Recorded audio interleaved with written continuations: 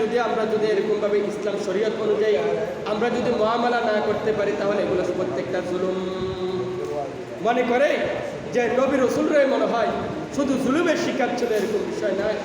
প্রত্যেকটা মানুষের ক্ষেত্রে যায় মুসলমান, প্রত্যেকটা মানুষের ক্ষেত্রে যাইয়া এই জুলুমের হিসাব করা হয় যে আমাদের কারণে আমাদের নিজেদের কারণে যে আমার অন্য কোনো ভাই কোনো জুলুমের শিকার কি। প্রিয় হাজিরিন, তাহলে মুসলমানরা এখনো স্বাধীন হতে পারে নাই। জুলুমের শিকার আমরা কিভাবে বুঝলাম যে রাসূল সাল্লাল্লাহু আলাইহি ওয়াসাল্লাম যেরকম হিজরতের আগ পর্যন্ত, মদিনাতে যাওয়ার আগ পর্যন্ত জুলুমের শিকার ছিলেন। কাফের মুশরিকদের, ইহুদিদের, বেঈমানদের হাতে কি ছিলেন? জুলুমের শিকার ছিলেন। প্রিয় হাজিরিন, মুহররমের 10 তারিখের আগ পর্যন্ত হযরত মুসা আলাইহিস সালাতু ওয়াস সালাম জুলুমের শিকার ছিল।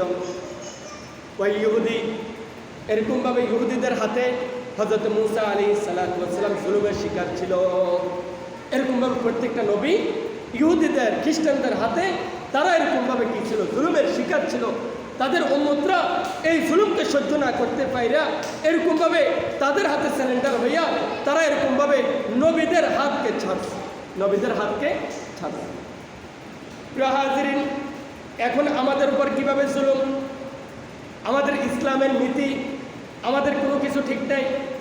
প্রিয় হাজিরিন, 2 দিন যাবৎ আমাদের মুসলমানরা মজলুম অবস্থায় আছে। কিভাবে বুঝলাম? আমরা নিজেদের উপর জুলুম করলাম।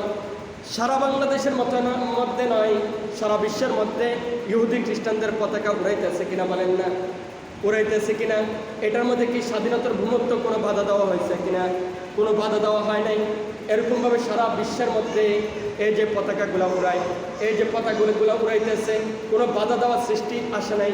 প্রিয় হাজিরিন, অথচ কিছু যুবক, আমাদের মুসলিম ভাইয়েরা, আমাদের কিছু মাদ্রাসার কিছু যুবক ভাইয়েরা, তারা এরকমভাবে ফ্লাইওভারের মধ্যে যখন কালো পতাকাগুলা যেগুলোর মধ্যে ছিল লা ইলাহা ইল্লাল্লাহ মুহাম্মাদুর রাসূলুল্লাহ, যখন এই কালিমা যখন লাগানো হলো, তখন ওই যেরকমভাবে নাস্তিক মুরতাদ, এরকমভাবে ইহুদি খ্রিস্টানদের মাথা খারাপ হয়ে গেল। তারা রাতারাতির মধ্যে ওই কালিমা পতাকাগুলোকে নামিয়ে ফেললো। এবং কি আমরা মুসলমানরা জুলুমের শিকার হইলাম কিনা বলেন না? আমরা জুলুমের শিকার হইলাম। আমরা মনে করছি আমরা স্বাধীনতার মধ্যে দিয়ে আমরা বসবাস করতেছি। যেরকমভাবে ফেসিবাদী সরকার চলে গেল, যেরকমভাবে আমরা মনে করছি যে আমরা এখন স্বাধীনতার ভূমধ্যকে আবার ফিরে আসছে, যেভাবে করে দ্বীনের সম্মানকে চালু হতে শুরু করলো, প্রিয় হাজিরিন, দেশের উন্নত হওয়া শুরু করলো, তখনই তো আবারও আমাদের মধ্যে প্রত্যেকটা ইসলামের দিক দিয়ে বাধা সৃষ্টি হওয়া শুরু হলো।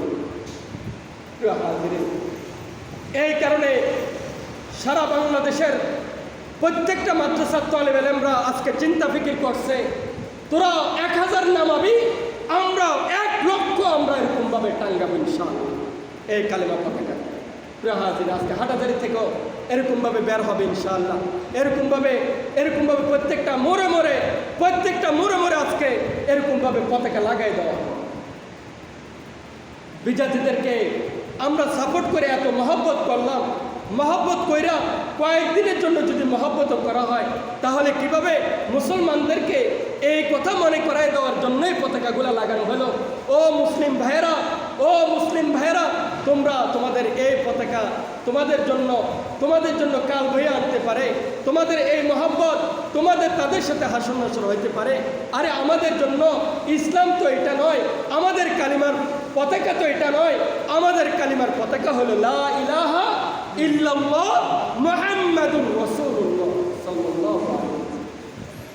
প্রিয় হাজিরিন, এটাকে মূলত স্মরণ করায় দেওয়ার জন্য কিছু যুবক ভাইয়েরা যেখানে এরকমভাবে সমস্ত গাড়িগুলো চলাফেরা করে, প্রিয় হাজিরিন, যাত্রাবাড়ির যে ফ্লাইওভার বলেন না, লক্ষ লক্ষ গাড়ি এদিক দিয়ে, বাংলাদেশের লক্ষ লক্ষ গাড়ি এদিক দিয়ে চলাফেরা করে।